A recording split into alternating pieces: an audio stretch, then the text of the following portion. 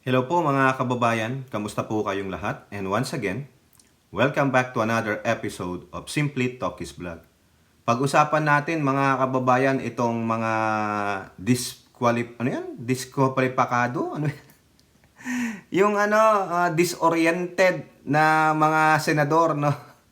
Divided na mga senado, no? Kung baga ito na naman po sila, may bagong pakulo na naman. Kaya nga po diyan sa ating thumbnail Senate President Chis Escudero kinakalawit na ng karma. Jaime Marcos, traidor, mabuting kaibigan, traidor sa bayan. O ayan po, bakit ang isang Marcos hindi nyo akalaing magtra-traidor? No? Yan po kasi bali-balita mga kababayan no? At ito ngang impending impeachment trial hindi pa man nagsasalita ay may mga ilan na pong mga mayoryang senador na mukhang pabor na ma-acquit si Pusit. No, pag na-acquit si Pusit, alam nyo na. No, magsulat po tayo sino po ang boboto ng no to acquittal kasi yan po ay malamang baka naman kayo po ay naabutan din ng yellow envelope. Yellow envelope o anong klaseng envelope galing kay Sara Duterteng Pusit. No, pero bago po tayo magpatuloy, tayo po ay magbibigay pugay at pasalamat sa lahat ng ating channel members, followers, subscribers, nagla-like at nagsishare ng ating mga videos, sa mga nagbi-video replay sa nagsishare ng kanilang blessings, at ganun din po sa mga nakakasama natin sa ating video premiere at live streaming. And special shout out to all our OFWs, to the men and women in uniform, sa ating mga frontliners at sa ating mga guro. And again, muli, ako po'y lubos nagpapasalamat sa lahat ng sumusuporta, tumutulong at sumusubaybay sa ating channel. No? And may God bless us all, may God bless our country, and may God bless the Marcos administration and protect it from the evil forces like the Dutertes and their minions. So, mga kababayan, ito nga po ang maugong na balita na chismis na kung saan mukhang may mangyayaring kudita sa Senado. May mga grupo po ng mga senador na hindi na masaya kay Senate President Chis Escudero, kaya po siya ay kakalawitin na ni Karma.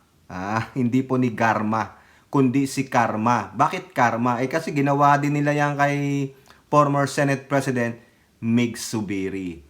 After na the speculations na tatanggalin daw si Zubiri, pero nag-throw in ng support ang mga ibang senador, meron pa nga silang manifesto of support, pero kalaunan, nagkodita, ayon, nilagay si Escudero. So, ganun din, no? Pare-pareho ang pattern, itong Senado, alam nyo naman, siyempre mga personal interest lang nila ang gusto nila, lalong-lalo na ngayong merong pending na impeachment complaint sa mga sa kakampi nila na si VP Sara Pusit Duterte. O, biruin nyo mga kababayan, eto sabi nilang ni Bato, magbalik tanaw tayo. Sabi ni Bato sa politiko dati, Bato de la Rosa says Sara Duterte might be acquitted if impeachment trial reaches the Senate. Here's why. Bakit daw? Tingnan nyo Si Bato walang tigil sa pagbibigay ng kanyang unqualified opinion na kung saan nakiusap na ang Senate President na hanggat maari wag magbigay ng mga komento about the impeachment. Kaso hindi mapigilan kasi just to show na ako ay proprotekta sa aking among Duterte. O ayan po, ito po sabi, De La Rosa said there are more than 10 senators who wanted to augment the 733 million budget of the OBP in 2025 and yet the Senate leadership voted to adopt. So galit po sila. More than 10 senators po ang sinasabi ni Bato. Marami sila na kung saan yung statement ni Bato mga kababayan ay pinatotohanan lamang niya yung sinabi ni Jaime Marcos, ang inyong ate ng bayan, ang traidor sa bayan mga kababayan. Ito po yung sinabi ni Jaime Marcos dati sa quote card na ginawa ng Impact Leadership. Medyo masama ang loob namin noon ni na Senator Bato, Senator Bongo, Senator Robin Padilla, Senator Villar. Marami kami Kasi 100 kami yata o 11. O anong sabi ni Bato doon? More than 10 kami na sumasang-ayon na taasan ang budget ni Sara Duterte. Kaso, ang majority pamunuan ng Senado o sino yung pamunuan ng Senado, nandyan si Escudero, nandyan yung mga kaalyado niya. O sabi naman ni Amy, 11 o 10 kami o 100. Ayan po. Kaso na-ignore daw sila. O na-ignore kayo, pero sabi naman ni Grace po, bumoto naman kayo. 'Di ba? Di sana pinaglaban ninyo. O ngayon, sa mga ganyang pronouncement ni Amy na meron silang 100, 11 o 10, sabi rin ni Bato, 10 kami o mahigit 10 kami na bumoto para increasean ang budget ni Pusit. Malamang sila rin ang buboto, mga kababayan, na no to impeachment. Kasi nga galit sila May bias na sila. Partial na sila, mga kababayan. Wala na yung sinasabi na ni Bato na magiging objective ako. Paano mo nasabing magiging objective ka? Dito na lang. Tapos sinamahan niya pa ng statement na mga kababayan, na hindi mo naman maiwasan dyan na lalabas yung kampihan. Dinidepensa niya, yung sana magiging objective siya. Pero lumabas ang nilalaman ng puso't isipan niya. Political kampihan. Di ba? Sinungaling lang, mga kababayan, nililito lang tayo nung mga to. That's what you call gaslighting. Di ba? Lahat po ito sila ay boboto ng no to impeachment kay Sara Duterte Pusit. Ngayon, ang rumor, mga kababayan, tignan nyo po yung larawan na yan. Ito rumor lang yan, chismis di umano. Reportedly backing Cynthia Villar to replace Chis as Senate President amid Sara impeachment complaint. Yan po yung mga senator na gusto iloklok bilang Senate President si Cynthia Villar. Kasi ayaw nila na kay Chis Escudero na neutral. Nahahayaan niyang umakyat sa Senado ang impeachment trial. Mandato yun Chis Escudero is just following what is stated on the Constitution. Kayo, ano gusto nyo? Pigilan nyo? O sino ang mas lawyer sa inyo? Sino ang bar top notcher nung panahon niya bilang bar examinee? Kayo ba o si Escudero? Kayo ba o si Pimentel? Di kay Escudero na ako, kay Pimentel, they are just following what is stated in the 1987 Constitution because they are lawyers. Dito, sino ba ang lawyer dito? Tanging si Tolentino at Subiri lamang ang mga lawyer sa 12 na ito. Ang tanong, bakit nyo ipapalit si Villar para protektahan si Sara Duterte? Magkukudita kayo. Eto, mamaya may take pa tayo dyan. Ngayon, mga kababayan, anong sabi dyan? Nung lumabas yung balita na yan, yung scoop na yan na di umano, na balak nilang tanggalin, karmahin na si Escudero kasi ginawa niya yan dati. Ito. Sabi nila ganito ang pattern nila. Senators rally behind Escudero. Talks of Senate coup just rumors. Di ba? Ganyan din ang ginawa nyo kay Mig Subiri. May manifesto pa nga kayo, ulitin ko lang, di ba? Sabi nila, dinideny ng mga ilang senador na ito lang daw po ay isang chismis. Ayan. Ito ang sabi ni Joseph, ni Jinggoy. Nako, Jinggoy, not at all. Those are all rumors. Nako, nadinig ko na yan. Di ba? Nadinig ko na to. Galing naman pala kay Ejercito to. Di ba? Galing kay Jinggoy. Kakampiyan ni ni Chis Di ba? Kaya, delikado. Delikado talaga si Escudero. Kaya, ano mangyayari? Ay. Ano pa sabi dito naman ni Villar? Villar herself denied the allegation. Ako ang mag-Senate President. Tapos na ang Senado. Manggugulo pa tayo? O ay, sabi naman ni Bato de la Rosa on the other hand said he had no idea where the rumors emanated but he said he will be ready to support Villar. Ay, nahuhuli! Talagang si Bato, mga kababayan, itong si Bato, hindi na pwede itong magsalita eh. Ay, as much possible, ayaw mong mag-squill ng secret kay Bato eh. Kasi bakit? Madali mong mahuli. Ano kayang klaseng PMAyer ito si Bato, no? He will be ready to support Villar should the attempt to replace Escudero actually happens. Nakita nyo? Meron talaga. Galing kay Bato eh. Authentic yan. Ang problema lang, mga kababayan, walang puncher hole. Kapag si Senator Villar ang mapili, automatic kasama ako sa boboto. Kung totoo yan, halatang halata. Grabe. But for now, De La Rosa, a known supporter for the Vice President, admits he sees no reason for the Senate leadership to happen. Okay man kami kay Chis Escudero. Wala man so far, wala naman kaming problema. Nauutal, mga kababayan. Halatang halata mo. Halatang halata. Halatang halatang nagsisinungaling si Bato. Mahuli nyo eh. May namumuong plano. Ha? As about the Senate coup plot, the Senate chief shrugged off the allegation saying he prepares to do his job. Besides, as I always say, it's just a rumor until it happens. Trabaho lang muna tayo. Ay, ganyan din ang sinabi noon ni Mig Zubiri. Hindi niya alam, nakodita na siya. Oh, mga kababayan, punta naman tayo doon sa leader ng magkukodita di umano laban kay Chis Escudero. Isang Marcos, mga kababayan, daw umano. Oh, may daw na, may di umano pa. Doble-doble. Ha? Yan po ang Marites.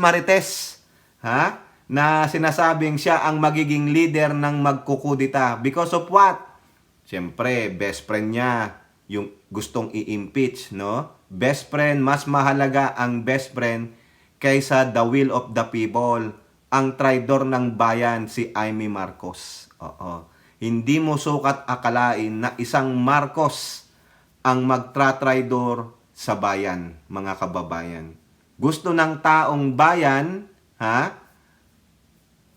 I-impeach si Sara Pusit Duterte, pero yung kanyang kaibigan, mukhang ayaw naman po. Sabi niya, bahala na kayo dyan, basta sa akin, matimbang ang aking kaibigan. Diba? Ako'y isang tunay na kaibigan. Ayan. Baka naman, ang laki ng ibinigay ni kaibigan sa iyo. No, baka hindi lang sobre. Baka hindi kasya sa GCash o baka Remitly o Sendwave sa ibang bansa. Ay, ganun pala. Kaya todo po ang protekta sa kanyang kaibigan. No? Biruin nyo, isang Amy Marcos ang gustong magkudita, patalsikin ang neutral na Senate President at gusto niyang iupo si Cynthia Villar. Oy, pagkakataon pa yan. Pogi points kay Senator Cynthia Villar yan, di ba? O, biruin nyo, may magandang ang balita sa mga Marcoses, no? Sabi lang dito sa GMA, isingit natin, Court junks ill-gotten wealth Raps versus Danding, Enrile, Marcos couple. O biruin nyo, ha? Yung Sandigan, dinismiss ang 2 ill-gotten wealth cases involving si Cuangco, si Enrile at si the first couple, no? Yung former, si Apo Lakay at si Lola Meldy. 'Di ba? Ang gobyerno daw po ay umatras na. They have a compromise agreement. O maganda naman 'yon. 'Di ba? Kaysa naman patuloy yung pursugin, mamaya lalo kayong matalo. Hindi makipag-conformation na lang kayo. O, ito daw po, civil case. Puro civil case ito ha, mga anti-Marcoses. Civil case meaning, bayad danyos. Walang pagkakulong. Oo, civil case number 33A and 33F. O, ayan. Basahin nyo lang diyan, no? O, ayan ha. Hindi natin babasahin to. Bakit natin to siningit? Ito kasi, may magandang balita sa ating mga pinipitagang leader. the former first couple, si Apo Lakay at si Lola Meldy. Pero yung kanilang anak, traidor naman sa bayan. Oo, mas pinapanigan ang kanyang mga kaalyadong mga sinungaling at mga pusit. Biruin mo, ha? Naturingan ang kapatid ng presidente. Pero mas kumakampi ka doon sa mga sinungaling. No, wala kang objectivity, ha, Jaime Marcos. Bulag na bulag ka. Bakit? Yan ang tanong, 'di ba mga kababayan? Despite of all those na mga aligasyon kung paano niya ginasta ang kanyang confidential funds, after hearing the results from the PSA na mga yung 677, 407 doon, wala ang pangalan, hindi rehistrado, walang certificate of marriage, walang certificate of death. Paano nga magkakaroon ng certificate of death or marriage wala ngang certificate of live birth? 'Di ba? Tapos ang mga nag-surface pang mga pangalan mga Milky Sequoia. 'Di ba? Ay nako. Pag yan ang naging inyong jowa, talagang lami-lami kayo mga kababayan. Mga fictitious, iisa ang pangalan, iba-iba ang signature. Iba-iba kung lugar kung nasaan siya. Ano yan, si Dora the Explorer? Di ba mga kababayan? Isipin ninyo. Oh, kaya ikaw ay may Marcos, kakampihan mo ito? Ano ka? Birds of the same feather? Ha? Mas matimbang sa'yo si Duterte dahil ano? Bakit? Ayun ang tanong natin. Bakit? Hindi sa isang kaibigan eh. No? Meron silang confidential na agreement.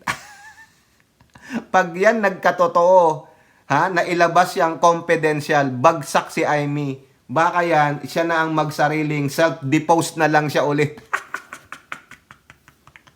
Pasensya naman ha. Eto, sabi ko sa inyo, pag may mali kakastiguhin natin. Bakit itong atin ng bayan ninyo, pilit na kinakampihan ang mga Duterte?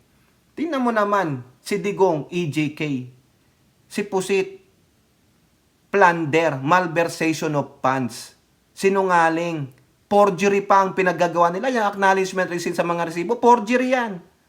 Oh, di ba? Forger siya. Aside sa magnanakaw siya, forger pa siya. Oh, di ba kakasuhan nga sila eh. Pero si Amy, todo depensa. Paano mo didepensahan yan? Ano, throw in your support? Come on, dude. Di ba?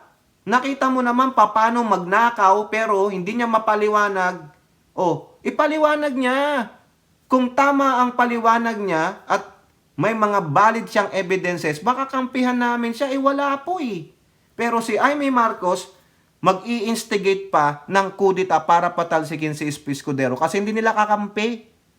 Bakit nyo pa patatalsikin, mga kababayan? Yung numero na lang ninyo eh.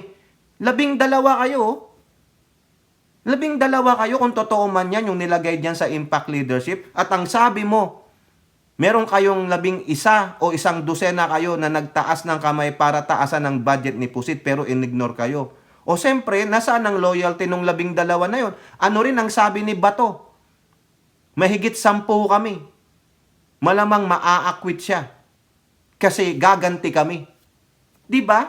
O, gantihan lang to mga kababayan kahit na ano pang ipresenta nung tatayong prosecutor laban kay Pusit dyan sa Senado, lahat na ng valid evidences, wala. Kasi una pa lang, hindi pa man napapasa, hindi pa na-open sa House of Representatives itong impeachment complaint, may decision na yung 12. They are already clouded. Kung baga sa juror dito, yung 12 na yan, talsik yan. Tanggal yan as juror. Kasi bakit? May bias na po sila. They don't have any more objectivity. May prejudgment na sila. Kaso wala tayong magagawa eh. Nasa Senado sila. Pwede ba silang palitan? Hindi po. Kasi silang tatayong judge base sa Constitution. Kaya nga sabi ni Escudero, to protect the integrity of the Senate, please refrain yourself from commenting on this impeachment complaint. But these freaking idiots like Bato, like Subiri, yung mag-half brother na Estrada at Ejercito, si Amy Marcos. O tapos itong 12 pata ito na sinasabing di umano na pipiliin nilang maging Senate President si Villar. Patatalsikin nila. Ano kayo? What does it tells you? They are leaning towards acquitting the Vice President. So therefore, doon pa lang hindi pa nagsisimula ang impeachment trial, may judgment na sila. Tama ba yun? Makatarungan ba yun, mga kababayan, sa inyong opinion? Sa akin po hindi. Hindi tama eh. Pinakiusapan na kayo, lalo na si Bato na hindi makapagpigil ng kanyang saloobin at nahuhuli mo. Ang gusto nilang gawin, plano nila sa pamamagitan ng kanyang patuloy na pagbuka ng kanyang bibig. Kaya nga sabi ko sa inyo, baka pinakain niya ng pokengkeng ng baboy. Di ba? Nakakaasar lang. Kaya ito mga kababayan, si Escudero, mangyayari yan. Pinagplaplanuhan ka lang, kaso lang nabisto. O, pag hindi po natanggal as Senate President si Escudero, sabi, hindi naman totoo yun eh. Oo, pero hindi nyo na lang tinuloy kasi alam nyo may bilang naman kayo. Yun lang yun. Pero pag tinanggal nila si Escudero, it is just an affirmation na talagang proprotektahan nila si Pusit. Kaya nga sabi ni Pusit, welcome sa akin yung impeachment. Welcome. Kasi alam niya, may mga kaalyado siyang mayorya sa Senado. O ang tanong natin, timely ba ang pagpapasa ng impeachment case kay Pusit? Sa akin, mukhang hindi dapat ngayon i-final yan eh. Dapat pagpasok na ng 20th Congress para malaman natin kung may kaalyado pa siya sa Senado. Tandaan nyo yung mga, listahan na yan, yung 12 na yan. Meron dyan mga re-electionist. Yung iba naman dyan, hindi na babalik. Si Loren Legarda, saka si Villar, tapos na po. Naka 12 years na sila, 2 terms. Ang matira lang dyan, si Cayetanong lalaki, si Subiri,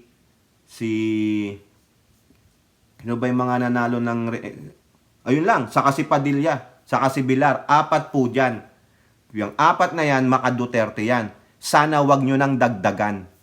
Yun lang yan.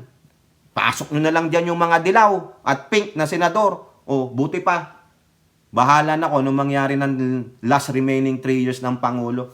Kung maisusulong niya pa yung mga kanyang ledak bills. Pero yung kampihan nyo, ang hindi marunong magpatawad, hindi marunong magpaliwanag kung paano ginastos ang kanyang pondo, patuloy na nagiging pusit, umiiwas, deflection, evasion, kung ano-anong issue ang sinasabi, walang good moral character. Kakampihan nyo? Anong klaseng tao kayo? So, ibig sabihin, pare-pareho kayo ng kara. Mga konsentidor kayo. Kaya pala walang nangyayari sa bayan. Nangangako kayo ng ganito, pero ganun pa rin. Kasi may mga politiko tayong iniluklok na personal interest lang nila, personal interest ng kaibigan nila ang isinusulong. Hindi po talaga sila sa para sa bayan. Maririnig nyo lang ang salitang para sa bayan pag sila ay kumakandidato. Pag nanalo na, nakaupo na, wala na. Ganon din sa mga LGU. Paano? Pinaghaharian ng isang pamilya, ang isang bayan, sila-sila na lang. Di ba tinan nyo, Duterte, how many years sila dyan? Ano pang mga pangalan? Doon sa amin sa bayan namin sa Gapo ngayon, iisang pamilya na. Paano? Wala eh. Di ba? Walang manghahas na lumaban. Pag lumaban, may kalalagyan. Naging powerful eh. Kasi in-enable ng taong bayan. Di ba? Kaya naging ganito tong mga to kasi kinonsinti din natin. Lalo natin silang pinaburan, pinagbigyan sa mga kapritsyo nila. Nakadinig lang tayo ng magandang pananalita, konting ayuda, okay na, boto na. Ganun po eh. Tingnan nyo ulit yung larawan na yan.